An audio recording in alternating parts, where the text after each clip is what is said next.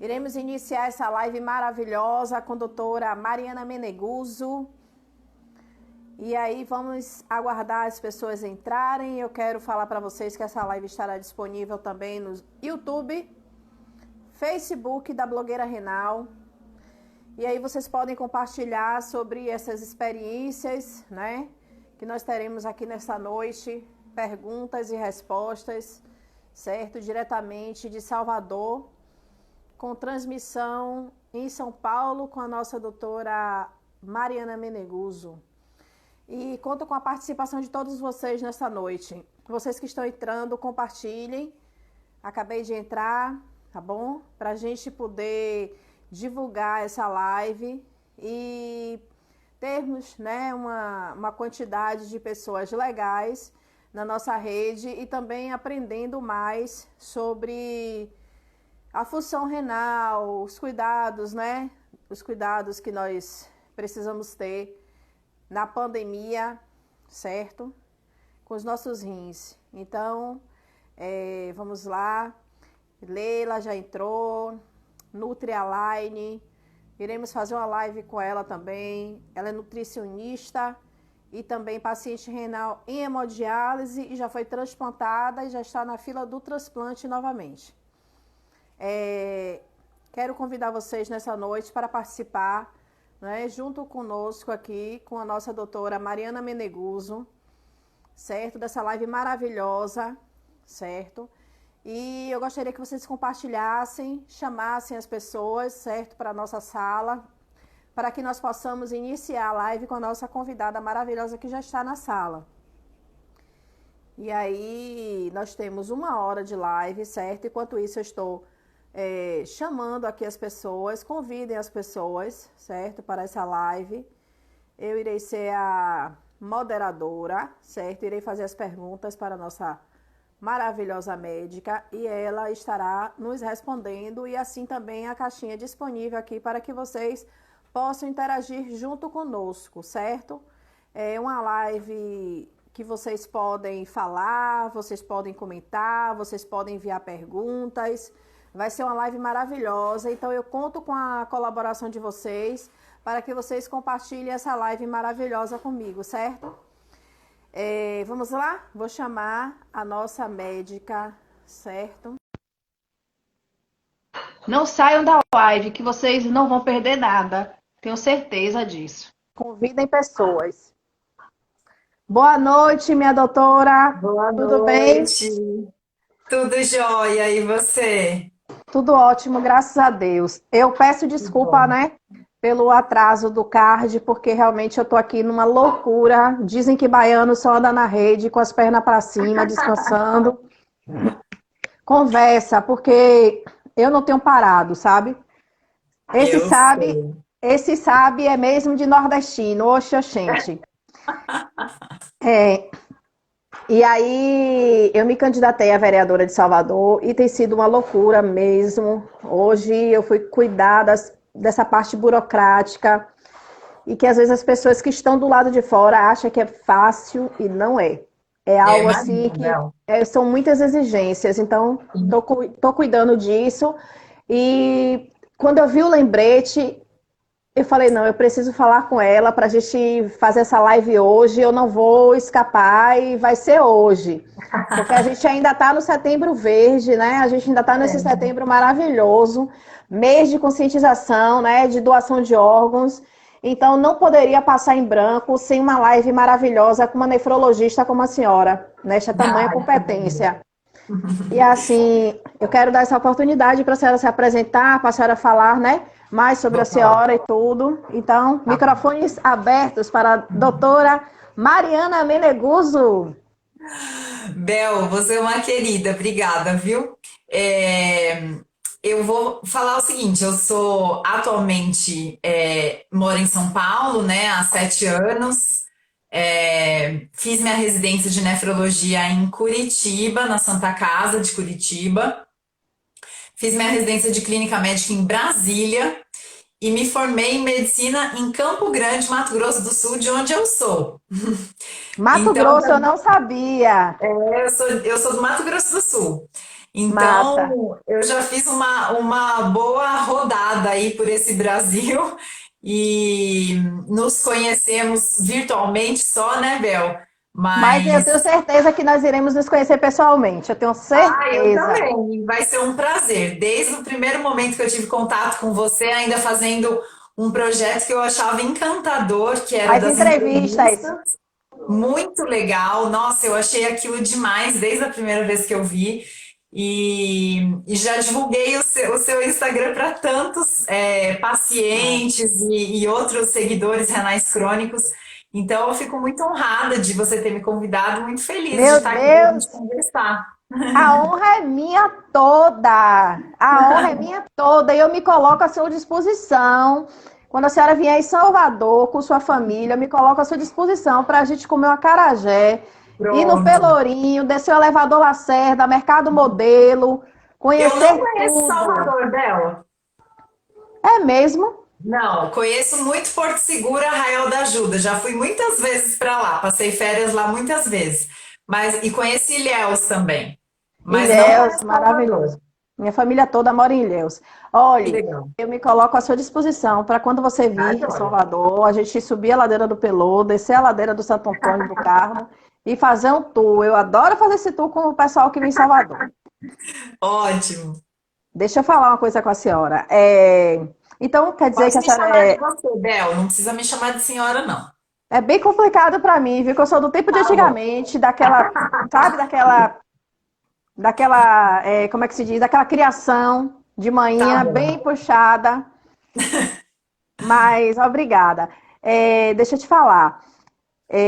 Aqui em Salvador, certo? Eu faço hemodiálise. Deixa eu me apresentar, né? Sim. A Gaiata agora vai se apresentar.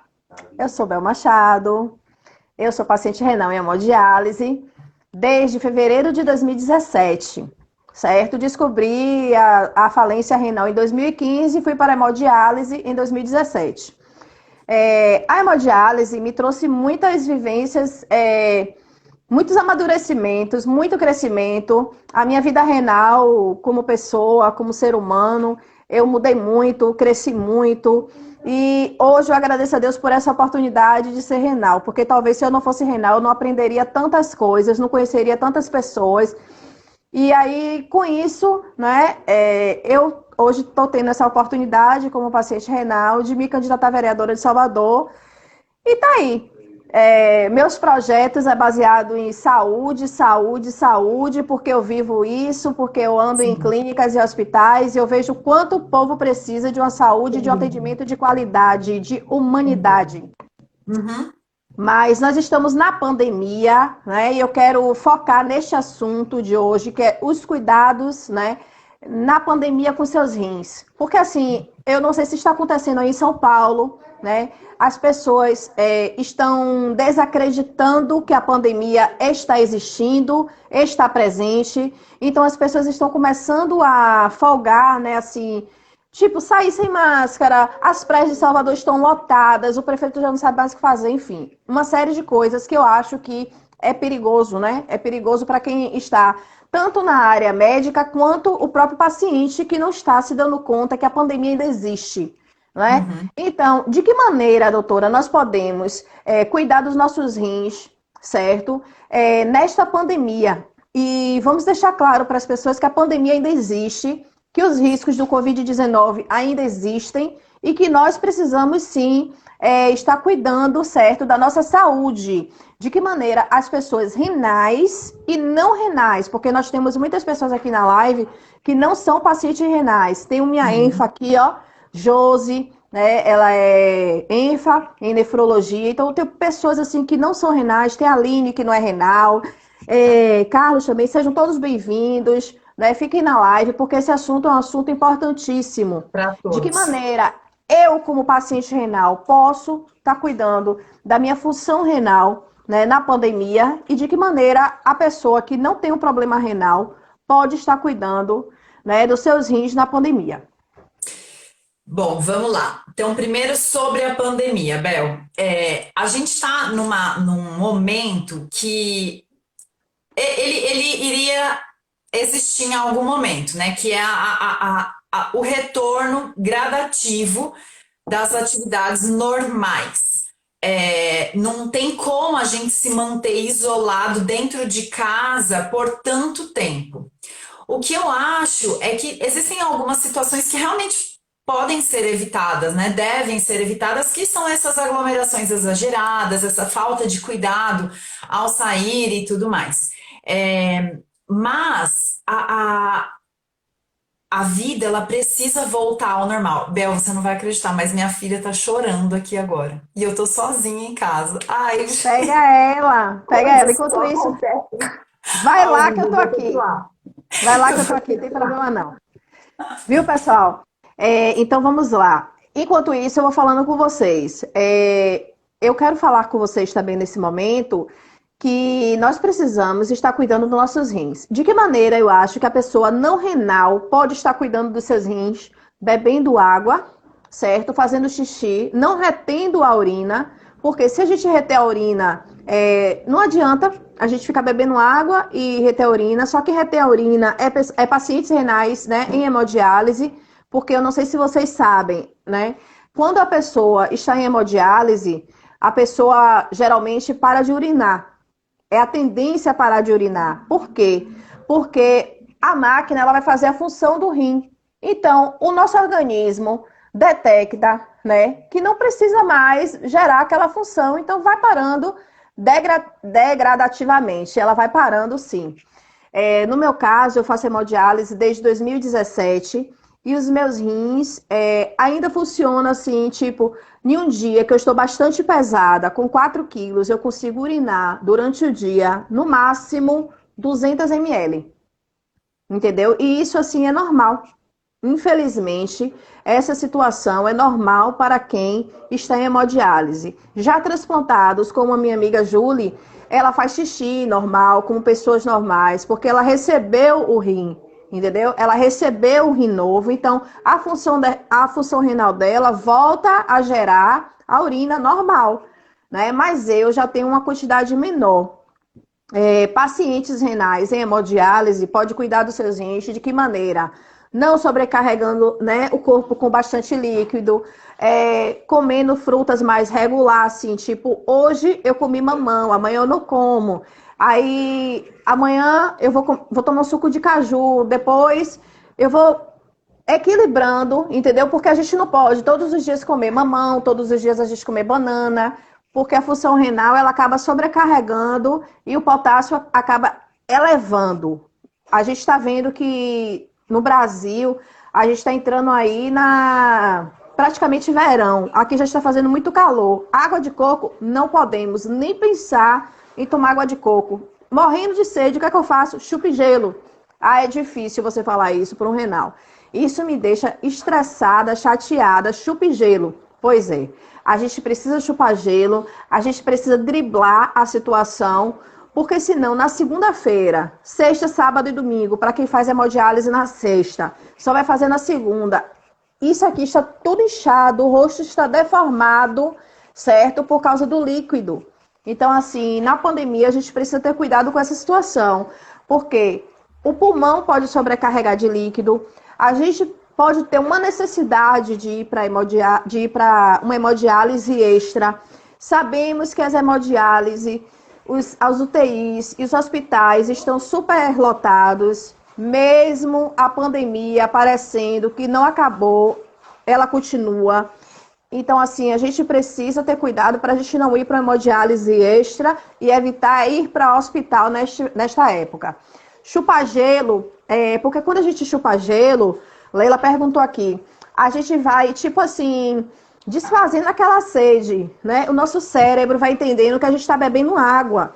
Então, a gente vai desfazendo aquela sede, chupando gelo. Por mais que o gelo se torne água e líquido no nosso corpo, a gente vai desfazendo esse desejo no gelo. Evitar comer doce, evitar comer comida salgada. Tudo isso é bom, né, pra gente que está em hemodiálise, que não pode se encharcar com líquidos. Uma coisa que eu gosto muito, tipo assim, se hoje eu vou comer uma fruta, que é tipo a fruta proibida. Qual é a fruta proibida? Todos sabem. que a gente não deve nem falar nesse nome, carambola. Ai, não posso falar carambola. Carambola é mortífera para pessoas que têm insuficiência renal. Então, assim, se hoje eu vou comer uma fruta, né, que ela é proibida, porém ela é legal, tipo, ela pode ser, um exemplo, um mamãozinho gelado. Eu vou, coloco o mamão na geladeira, certo? E pego um pedacinho de mamão e como no dia, entendeu? Então, assim, ela vai saciar a minha vontade. Eu não posso comer um mamão inteiro, de jeito nenhum, porque isso também pode me levar à morte, certo? Houve uns problemas técnicos, a nossa doutora precisou sair, mas eu estou aqui seguindo a live e nós vamos continuar seguindo conforme... porque a gente, assim, baiano, ele se vira nos 30, certo? Rica em potássio, minha ênfase tá aqui. Jaca, gente, a gente não pode comer jaca, certo? Porque jaca é riquíssima em potássio. Abacate, paciente renal não pode comer, certo? Mamão, melão, banana da prata, banana maçã pode, mas com regras. Tudo na vida é regra. O que foi que eu aprendi com a doença renal? Eu aprendi que ela me trouxe equilíbrio e a doença renal me trouxe aprendizado, ensinamento e freio. Me trouxe o freio de mão. Freio de mão em que sentido? Eu comia tudo, eu bebia tudo, eu não tinha regra, entendeu? Não tinha limite para comer, para beber. Quando a doença renal veio, certo? Eu peguei e tive que apertar o freio de mão, certo? E me adaptar àquela nova realidade. Então, assim, hoje, as pessoas às vezes acham absurdo, mas eu como banana da prata, tipo, eu como hoje e eu respeito muito a banana da prata, porque ela é riquíssima em potássio. Se eu comer hoje a banana, eu vou comer outra sexta-feira, no mais tardar, antes de ir para a hemodiálise. Porque no final de semana, se comer é um grande risco. Porque você já comeu outros alimentos, você já tomou suco, você já está com potássio, então você não sabe como é que está o seu potássio, entendeu? Então a gente falou de potássio nesse momento e vamos ter uma participação especial. Ninguém fez live com a filha de doutora Menegoso, só eu. Brinque! Seja bem-vinda, princesa! Bem, hoje meu marido tá viajando, eu não tenho ninguém para ficar com ela, ela não quis ficar quietinha, então vai ficar aqui com a mamãe. Oxente, ela vai ficar aí. Ela vai ficar aí e vai nos ajudar também. Seja bem-vinda. Seja bem-vinda, minha princesa. Depois essa live estará disponível também no YouTube, viu? A gente é assim, gente. Baiano se vira nos 30, entendeu? Mato Grossense também. E dá tudo certo. Certo? Bem, vou voltar de onde eu estava, então, que era da Pode pandemia. voltar. Então, como eu falei, que as coisas elas teriam que voltar de alguma forma ao normal, né? Só que as pessoas não tiveram esse tempo de progressão. Foi tipo do tudo pro nada, do nada pro tudo, né? E isso traz realmente um risco maior de contágio e tudo mais. Mas eu acho que o grande ponto que a gente precisa estar preocupado e na verdade, já deveria até ter sido feito isso desde o começo, desde quando a pandemia começou, que é cuidar da nossa saúde de um modo geral. Se a gente sabe que a Covid ela é potencialmente mais grave em pessoas que são acima do peso, em pessoas que são hipertensas, em pessoas que têm alterações pulmonares, por que é que a gente não mudou a nossa forma de comer, se exercitar, não paramos de fumar, né? Muitos fizeram isso, mas por outro lado, muitos outros pioraram os seus hábitos nessa pandemia. Coisas que a gente consegue entender, porque essa situação toda gerou muita ansiedade, depressão, esse isolamento, ele teve uma razão de ser, mas por outro lado, ele é muito prejudicial para o nosso lado emocional. Então, tudo isso fez com que as pessoas tivessem dificuldade de manter uma rotina adequada, né? Manter hábitos saudáveis. ao longo desse período. Mas nunca é tarde para começar, né? Então, eu acho assim que o maior cuidado que a gente pode ter com o nosso rim, seja ele já de um paciente que está em hemodiálise ou diálise peritoneal, e principalmente os transplantados, né? Esses sim são um grupo de risco real para consequências graves da Covid. Quem não é renal tem esse incentivo na mão agora, que é cuidar da sua saúde de um modo mais intenso, porque talvez essa não seja a última pandemia que a gente tenha que enfrentar, né? É Talvez a gente verdade. tenha outras daqui a alguns anos, e aí você vai esperar as coisas ficarem muito ruins para começar a se cuidar. Então, eu vou te dar um exemplo. Eu tenho nós temos um amigo, eu e meu marido, que estava muito, muito, muito acima do peso, né? Ele é um médico anestesista, aliás, ortopedista, pesava quase 200 quilos, estava com uma cirurgia bariátrica marcada para março, e a cirurgia foi suspensa por causa da Covid. O que aconteceu? Ele largou tudo para lá? Não, ele ficou com muito medo de ter Covid e ele entrou em uma mudança de estilo de vida muito grande, também com medicação, com acompanhamento nutricional, médico, com educador físico, fisioterapeuta, e ele perdeu, Bel, 60 quilos em 4 meses. Caraca, Então, é ele teve mesmo. um efeito semelhante a uma cirurgia bariátrica sem ter feito a cirurgia. E com certeza vai ser algo que ele vai levar para o resto da vida, né? Essa mudança de hábito não vai ser uma coisa que vai durar só agora na pandemia, ela vai persistir. Outra coisa seria parar de fumar, né? Uma coisa super importante, porque como é que a gente vai ter o nosso pulmão comprometido, exposto a um vírus que ataca o pulmão? Muito difícil essa situação, né? Então, que tal usar isso como um incentivo, uma motivação para parar de fumar? É verdade. Vocês que estão na live, se fumam, olha aí a mensagem da doutora, entendeu? E se vocês têm perguntas, enviem na nossa caixinha. Eu estava ansiosa para a live, acabei não botando o tema, estou tentando colocar agora, mas não está indo, porque é só no Eu acho que início. só deixa no comecinho, né? Mas o nosso tema é cuidados com os rins na pandemia. Então, assim, esse rapaz, né, esse médico, assim, ele perdeu 60 quilos, né? Por quê? Por força, né? Nós precisamos ter força e determinação, duas coisas. E é como eu estava dizendo quando a senhora estava ausente. Uma coisa assim que a doença renal me trouxe foi disciplina e equilíbrio, né? Hoje eu Uhum. aprendi sobre os alimentos, a vivência, né? O que pode, o que não pode, a quantidade de líquido. Porque assim, se eu sobrecarrego o líquido, né, no meu corpo, quem vai sentir sou eu, na máquina, o peso, né, a Isso. perda, certo? Então, assim, tudo isso requer uma disciplina. A vida é disciplina, não tem jeito, né? Não tem para Bel, onde correr. e você me fez lembrar de uma coisa muito importante, particular dos renais crônicos, principalmente em hemodiálise, que é essa questão do ganho de peso, né?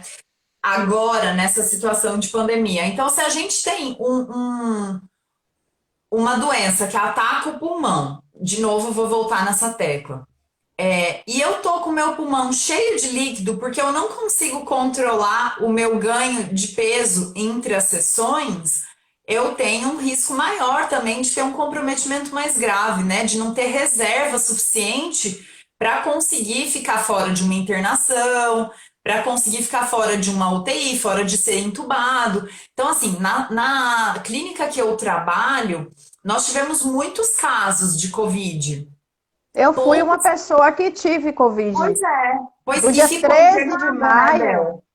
do dia 13 de maio ao dia 24 de junho, eu fiquei com o vírus durante 40 dias. Pois E é. o pau quebrou. O pau quebrou Sim. literalmente no dia 4 de junho, praticamente eu ia morrer.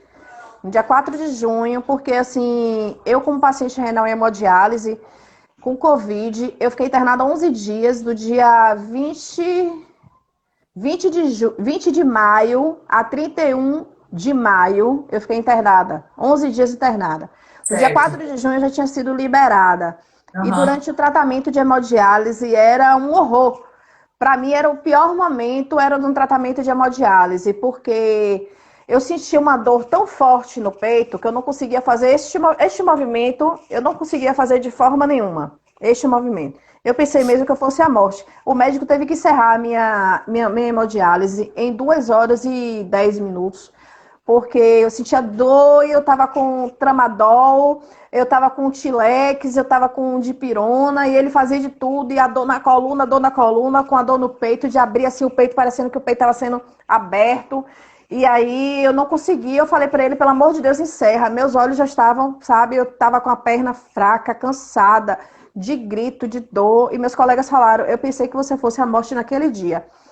E eu digo para vocês que a experiência foi horrível. Quando eu saí do hospital, para mim foi a melhor experiência, porque eu disse assim: meu Deus, eu tive uma nova chance. Uhum. Entendeu? Então, assim, o Covid não é bom para ninguém, certo? Não. E vocês que podem realmente se cuidar, se cuidem, né? Vocês que podem realmente fazer o possível, passar álcool, lavar as mãos, façam, entendeu? Porque a situação é feia, o quadro foi feio. Eu não sei se a senhora percebeu.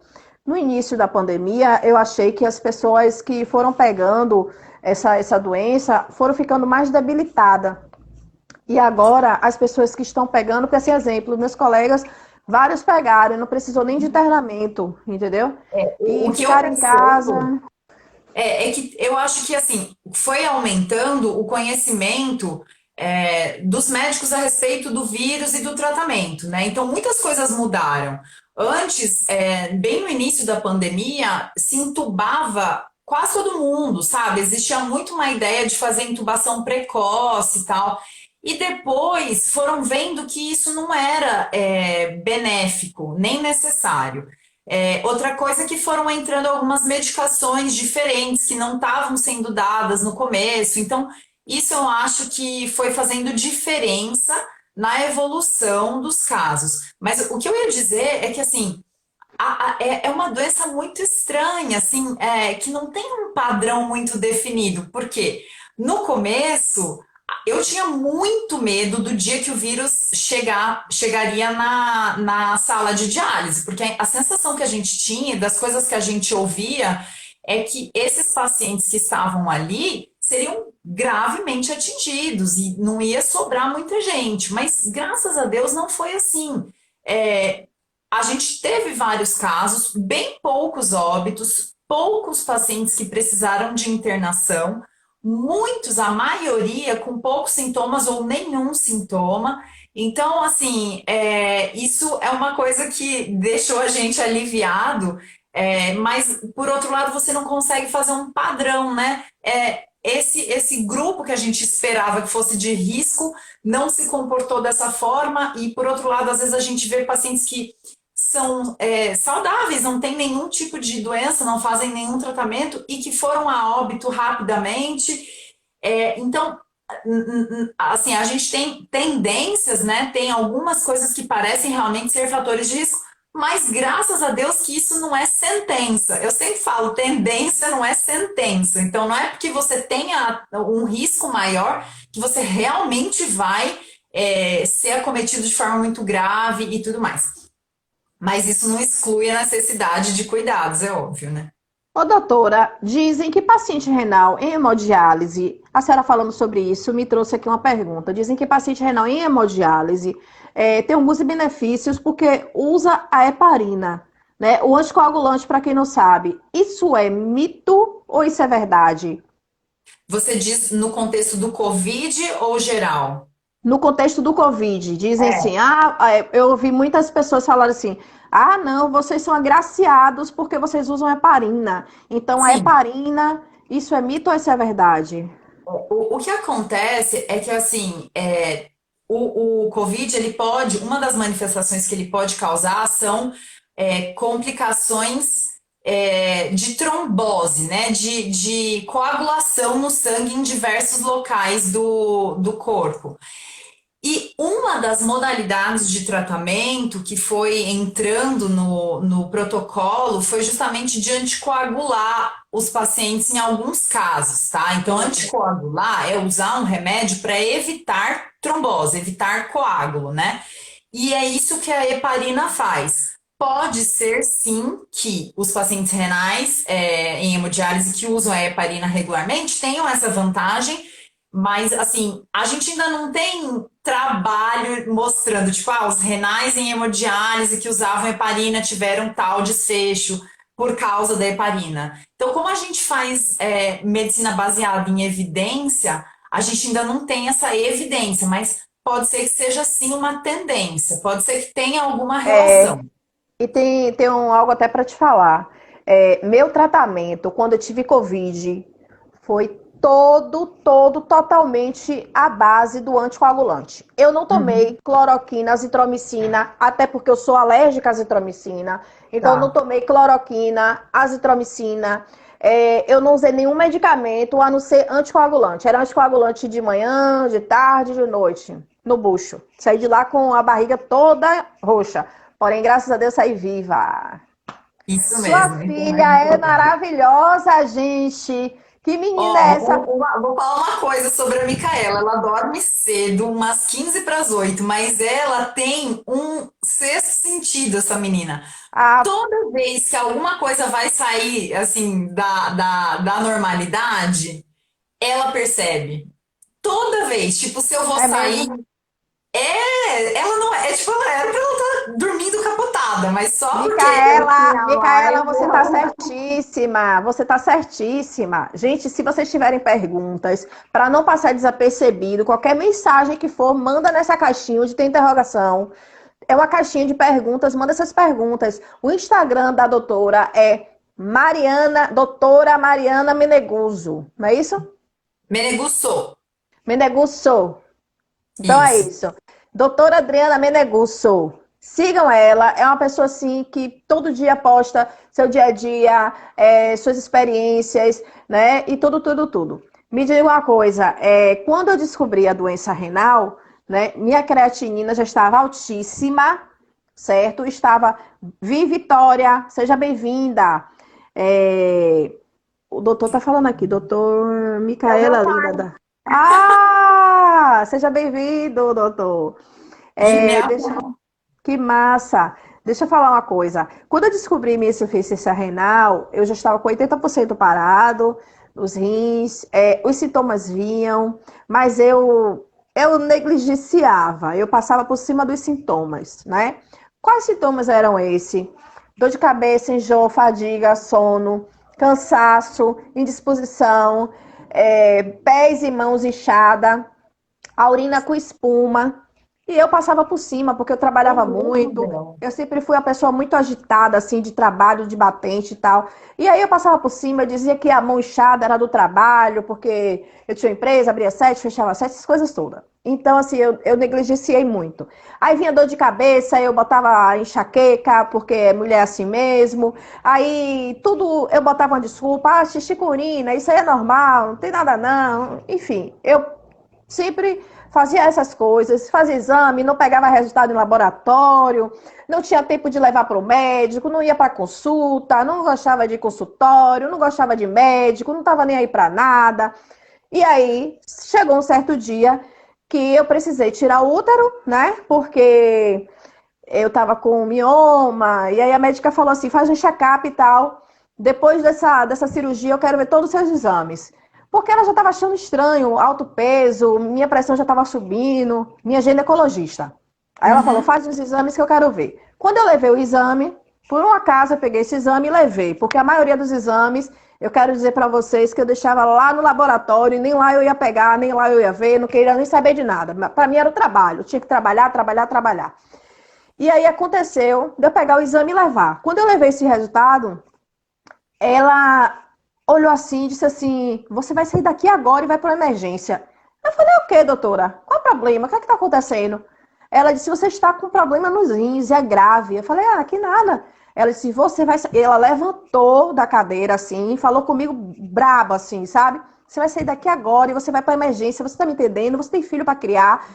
E colocou pânico assim em mim. Eu falei, meu Deus, eu saio daqui, vou para emergência. Eu para tomar um remédio, né? Porque eu preciso tomar esse remédio que ela tá falando. Ah, eu vou lá, vou saber o que é. Aí, enfim, minha descoberta foi assim. Aí eu saí, resolvi tudo que eu tinha que resolver. Saí de lá, era mais ou menos meio-dia, fui pra emergência às 6 da tarde. Cheguei na emergência com a minha cara lavada. Na triagem, o homem não queria me atender, porque eu disse assim, vim trazer uns exames que a médica disse que era pra eu vir aqui na emergência. Ele disse, você tá sem nada. O que que você tá sentindo? Eu falei, nada. Aí ele disse, rapaz, eu não sei não, mas acho que o médico não vai lhe atender, porque você tá sem febre, tá tudo bem com você. Quando o plantonista viu meus exames, minha creatinina estava 3,6. Ele falou, minha filha, eu vou ter que repetir esse exame agora. O resultado saiu 4,3. Ele disse, você vai ficar internada e a situação é grave e você está perdendo sua função renal. Eu, sim, qual é o medicamento para isso? Ele disse, amanhã, às 7 horas da manhã, o nefrologista vai falar com você. A nefrologista no outro dia veio, olha, você está com insuficiência renal e é grave, você vai precisar de hemodiálise, transplante. Eu falei, o que está acontecendo? Que loucura é essa? Eu quero ir embora. Depois eu venho aqui. Eu não vou ficar aqui, não. Vocês estão falando o quê? Ela disse, você vai ter que sair daqui, não, você vai ficar aqui, você vai ficar internada e vou chamar sua família agora para conversar. Aí foi que a ficha caiu, eu falei, meu Deus, onde foi que eu me meti?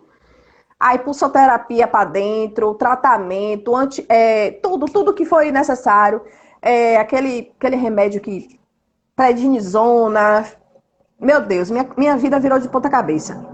O que é que uma pessoa que está assistindo a gente neste momento, que não tem problema renal, não tem insuficiência renal, pode fazer para não ter? Porque assim, o meu problema foi IgA, foi uma doença autoimune. Fez a biópsia e foi Ah, dado você chegou a IgA. fazer a biópsia.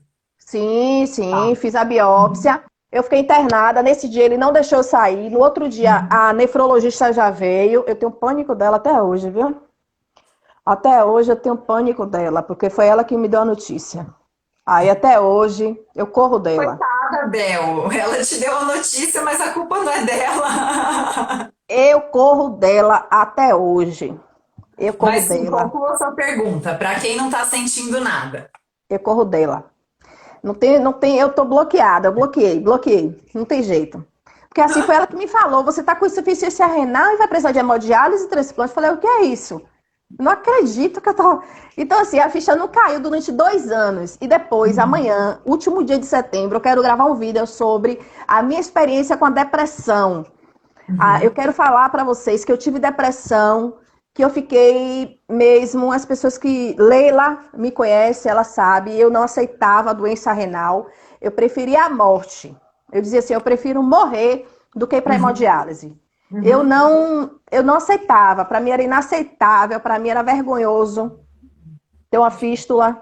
Para mim era horrível. Para mim, sabe, a sociedade ia me julgar, as pessoas iam me julgar porque eu estava doente, porque eu estava com esse problema, o que foi que aconteceu. Então, assim, eu tinha uma vergonha dentro de mim, eu tinha algo que era inaceitável.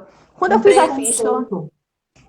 o preconceito todo era meu. Quando eu fiz Sim. a fístula, que eu andei de mãos dadas e falei assim, ó, eu preciso realmente aceitar e essa é a minha missão. E eu vi como uma missão minha, entendeu? Eu vi a insuficiência renal como uma missão, né, de ajudar outras pessoas. Eu falei, não, eu vou aceitar e vou encarar e vou embora. E eu, graças a Deus, eu vou sozinha para o hospital, eu volto sozinha, tudo direitinho. Mas, deixa eu falar, minha EFA entrou agora, é o Will. Então, assim, eu tinha traumas, eu tive medo, como todas as pessoas que não conhecem o tratamento, como todas as pessoas que, né, quando descobre, passa por essa situação. E hoje eu dou graças a Deus que eu consigo ajudar outras pessoas, entendeu? Bentão, seja bem-vindo, enfermeiro maravilhoso, assessoria forte aí, seja bem-vindo, Bentão. Então, assim, minha filha também tá na live, tá todo mundo na live. Bora chamar o povo, bora chamar o povo. Então, doutora, o que é que essas pessoas, né, que graças a Deus não tem problema renal, pode fazer para uma prevenção? Vamos lá.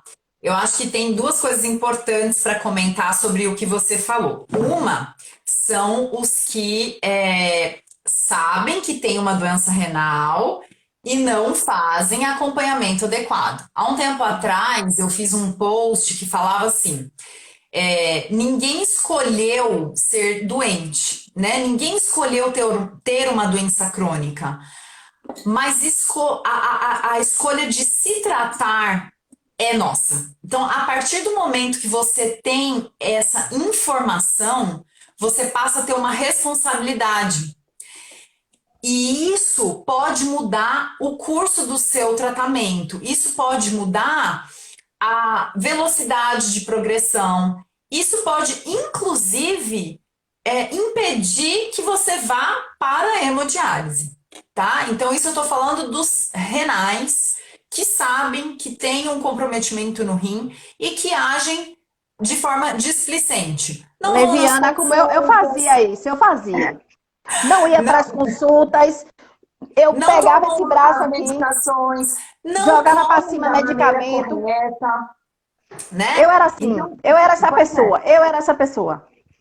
Tudo isso vai cobrar um preço em algum momento. Para algumas pessoas mais caro do que para outras, mas vai. Agora, para os outros, né, população geral, que não tem, ou pelo menos não conhece nenhuma doença renal, não tem nenhum comprometimento de saúde e tal. É muito importante você observar qual que é a história da sua família. Todo mundo na sua família é hipertenso? Então, meu amigo, fique atento. Depois dos 30, depois dos 40 anos, você precisa sim estar no médico, precisa avaliar a sua pressão arterial, precisa fazer exames. A partir dos 40 anos, todo mundo tem que dosar uma creatinina, tem que fazer um exame de urina uma vez na vida. Porque existe muita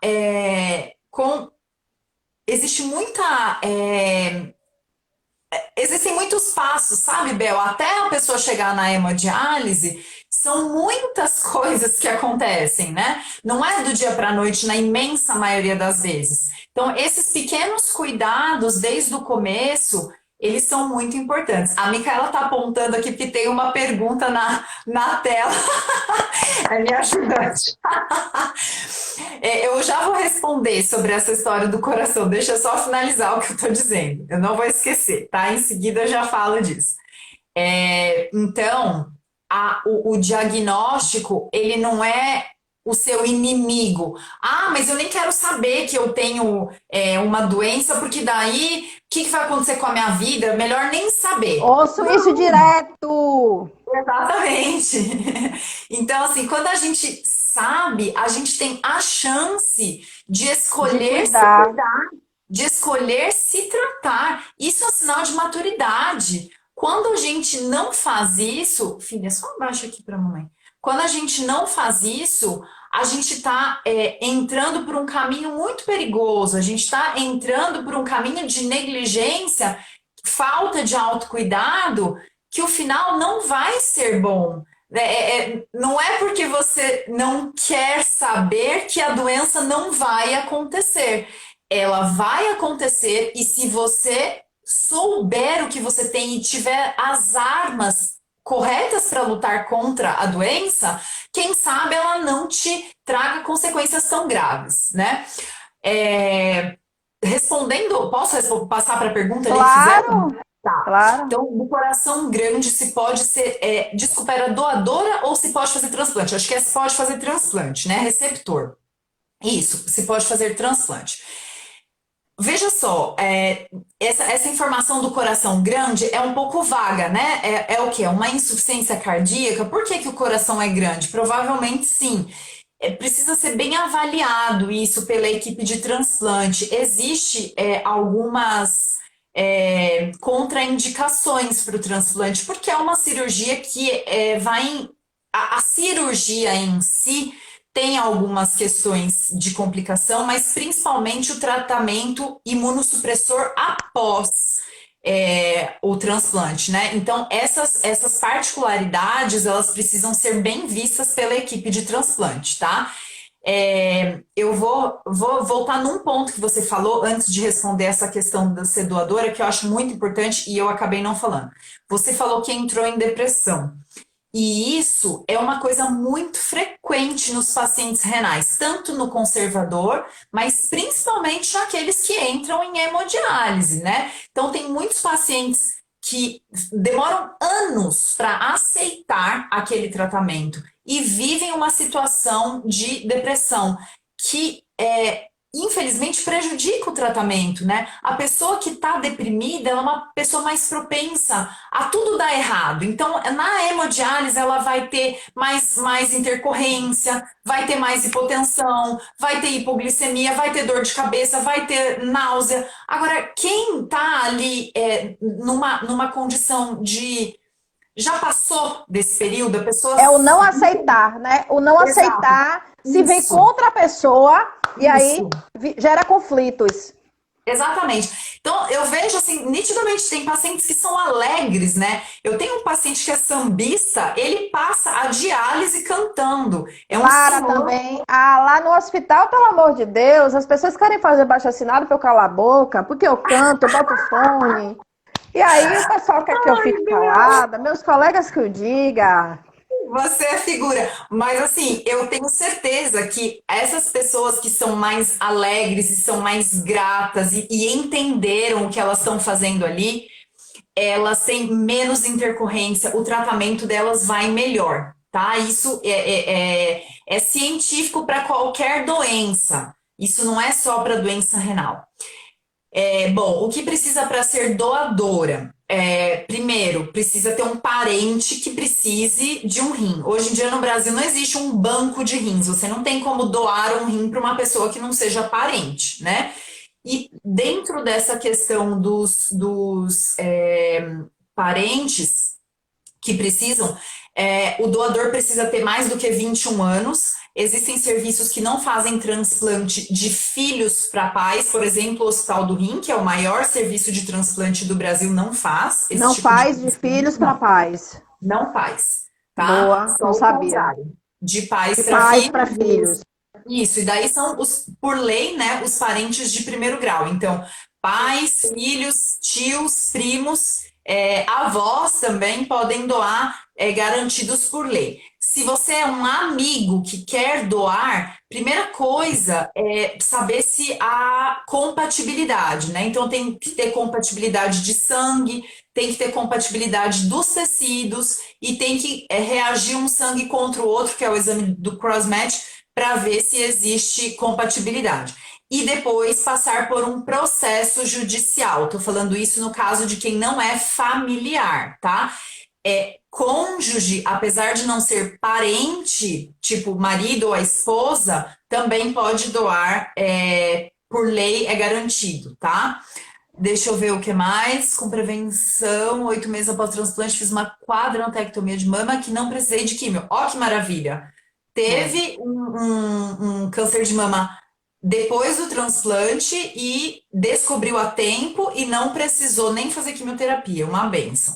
Doutora, é um assunto Bento, Bento, Bento, Bento. Bento, ele é enfo em nefrologia, bombástico aqui em Salvador, sabe? Famosíssimo pela sua alegria, empatia. É uma pessoa assim que está sempre sorrindo, feliz para os seus pacientes.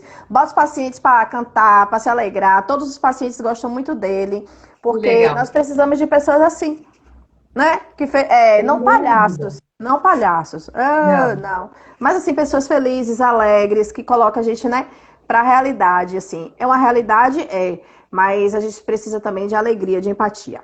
Deixa eu falar uma coisa, concordo. deixa eu falar uma coisa com a senhora. Tem um monte de pergunta aqui, viu? Um monte de coisa Vá aqui. falando. Fiz o meu transplante de rim, papapá, 70 anos.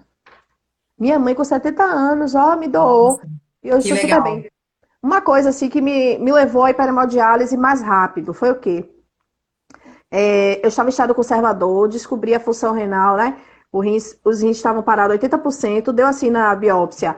Conclusão: nefropatia por IgA, doença autoimune, 80% esclerosado, 20% funcionamento. Beleza.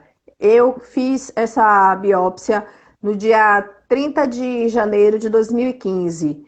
No dia 18 de fevereiro de 2017, eu comecei a fazer diálise. O que foi que acelerou minha diálise? Foi que eu fui para Minas Gerais, saí da dieta, e aí comi queijo, pão de queijo, comi tudo que eu não podia. Minha ureia foi para 239. Eu fiquei com uremia, só que aí eu fiquei mantida dentro, né, do apartamento, hospitalizada. Não fui para UTI nem nada. O médico foi tratando ali, conseguiu me liberar com a fístula pronta, certo? E depois dessa fístula pronta, amadureceu e aí comecei a ficar pior. Mais enjoada, mais nauseada, mais com todos os sintomas que eu já não conseguia mais me alimentar. Aí eu falei, doutor, eu estou pronta. Era janeiro. Pode marcar a minha hemodiálise. Ele, pronto, eu vou marcar para a segunda semana de fevereiro. Eu ainda pensei, eu era tão inocente que eu pensei que eu fosse fazer uma diálise e fosse melhorar e não precisasse, né, fazer, tipo, aí eu ia fazer no sábado, eu ia fazer na terça, na quinta, eu pensei que no sábado que eu fizesse, eu não precisasse retornar na terça, eu iria até terça, oi, como? Ele agora já era, eu falei, mas, tipo, eu fiz uma, já tô melhor, não precisa, porque eu já saí boa, né, já saí sem Aham. jogo, falei, vem cá, não, vai precisar voltar, terça ele é, até terça, aí já não fui mais pra terça, já fui pra a turma de segunda. Eu fiquei segunda, quarta, sexta, regular, e agora a vida toda até o transplante. A descoberta para minha vida não foi fácil, né? Foi uma descoberta assim bem complicada mesmo, porque eu não aceitava a doença renal e hoje eu agradeço a Deus por ela, porque eu aprendi muita coisa. E depois do Covid-19 que eu saí do hospital, eu saí assim muito feliz também, assim pela, como é que se diz? Pela oportunidade, né? Então, assim, hoje na minha vida gera muita gratidão. Eu agradeço a Deus por tudo, né? Por todas as situações, sejam elas boas ou sejam elas ruins. Eu sei que Ele é o plano de nossas vidas para todas as coisas. Amém. Vocês têm perguntas, gente? Vocês têm alguma pergunta aí, né? Eu quero, enquanto o pessoal manda as perguntas, eu quero falar uma coisa. Eu falei aqui do que é importante fazer o acompanhamento médico, né, de observar o histórico de saúde.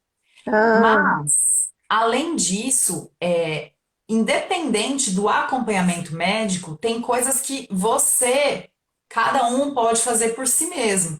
E essas coisas, elas têm que ser vistas como algo bom, que muitas vezes eu vejo que são vistas como, ah, que coisa chata, não quero fazer. Então, por exemplo, coisas que todos nós temos que ter. Uma rotina saudável. O que que é uma rotina saudável? É uma alimentação adequada, é manter exercício equilibrada. físico regular, é dormir adequadamente, é não deixar o estresse tomar conta da gente, é ter relacionamentos saudáveis com a família, com amigos e, se possível, ter uma crença, né? Se apegar em algo maior, é, evitar coisas que a gente sabe que são tóxicas, como cigarro, bebida, drogas, é, evitar alimentos que não são comida de verdade, né? Ultraprocessado, os refrigerantes, salgadinho de pacote, bolacha recheada, tempero pronto.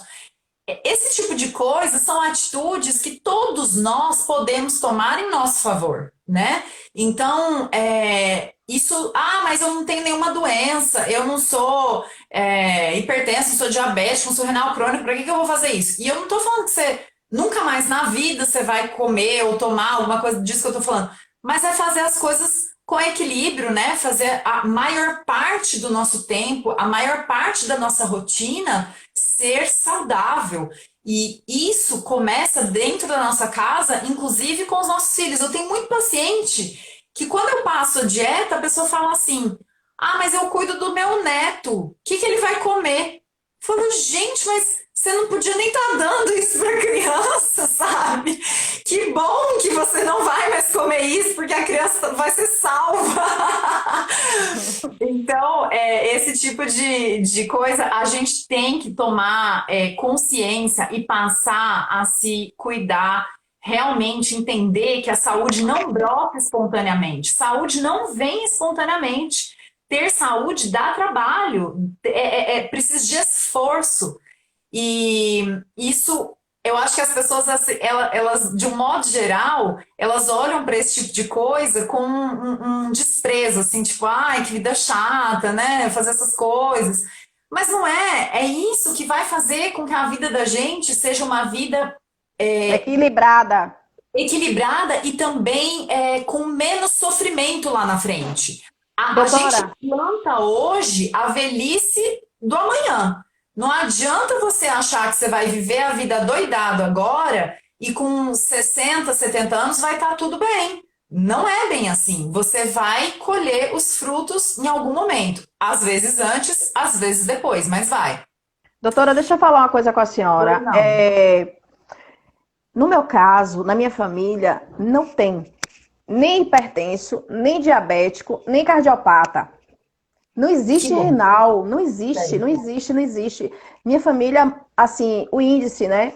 A falência deles é com Alzheimer e Tá, acima de 90 anos. tá.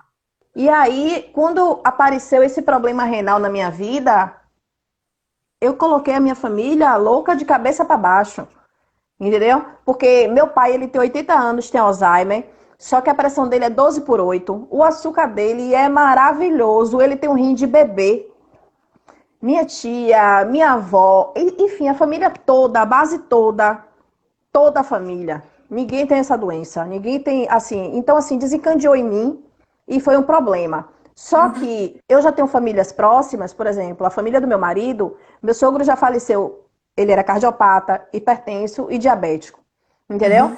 Então, assim, eu tenho famílias próximas, minhas cunhadas são hipertensas, essas coisas todas, né? Para essas pessoas que têm uma doença, tipo crônica, né? Hipertensão, diabetes e cardiopatia, mas que não regularmente não vão ao médico, não fazem consultas, né? Como a senhora falou. O que é que a senhora assim indica, né, para essas pessoas, além de se tratar no consultório, não usar medicamento, né? Assim, tipo, ah, fulano usou, use. João usou, é bom, use. Ah, Joana tá usando um remédio de pressão maravilhoso. Tome esse que vai dar certo com você. E aí, isso pode causar insuficiência renal? Pode, né, Bel? Porque se a gente não sabe como que a. Digamos assim, eu não tenho exame nenhum da pessoa de base e ela vai lá e começa a tomar um remédio que foi bom para outra pessoa. Esse remédio para ela pode fazer com que a pressão dela caia demais ou possa deixar a pressão não controlada. É, eu fico impressionada com a coragem das pessoas de seguir uma orientação do vizinho e achar que vai dar certo para si mesmo, né? E muitas vezes o vizinho, a palavra do vizinho tem mais valor do que a palavra do médico, né?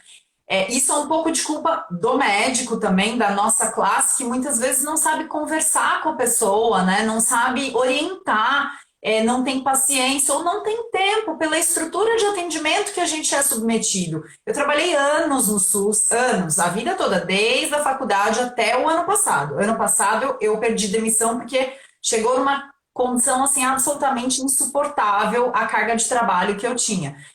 Mas a forma de atendimento está errada, né, Bel? Então você, como vereadora, quem sabe até consiga fazer alguma coisa em relação a isso, mas é impossível atender um paciente de nefrologia em 10 minutos. E era isso que eu tinha que cumprir, uma agenda de 24 pacientes em Não tem condições. 6 horas, 4 horas, acho que 5 horas eu fazia, 5 horas eu tinha que atender 24 pacientes, com mais 2 ou 3 encaixes, que só para eu anotar todos os remédios que ele tomava, eu já levava, sei lá, uns 3, 4 minutos. Então, assim, todas essas coisas atrapalham o tratamento das pessoas. A nossa parte como médico e a parte da pessoa de simplesmente querer fazer o que o vizinho faz, querer fazer o que alguém orientou sem ser um médico, sem ver exames e sem saber se aquilo é o mais adequado para si, né?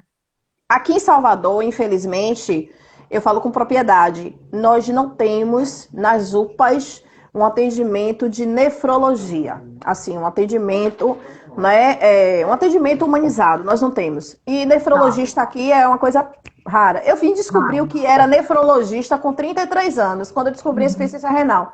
Eu não Sim. sabia que existia nefrologista na minha vida, não sabia que existia esta formação. Eu vim descobrir o que era nefrologista quando eu fiquei com problema renal, certo? Tem uma pergunta aqui. A pessoa em hemodiálise pode fazer atividade física? Pode. Desde quando? Deixa eu responder essa pergunta e a senhora também vai responder. A minha resposta é: pode fazer desde quando não sobrecarregue o peso na sua fístula, se for fístula, né? E fazer com orientação médica. O cardiologista precisa liberar. É isso? É isso, mas eu vou acrescentar o seguinte: o exercício físico ele melhora, inclusive, a performance do paciente, tanto durante a diálise quanto nos exames, tá? Então, assim, exercício super importante para todo paciente renal. É, a questão da fístula, Bel, era uma coisa que eu falava até pouco tempo, assim, que não deveria fazer, por exemplo, musculação com o braço da fístula. Mas, recentemente teve um seminário sobre exercício físico e doença renal crônica, e eles falaram que não tem problema, contanto que seja acompanhado e bem orientado. Ai, tá acabando, é isso, né?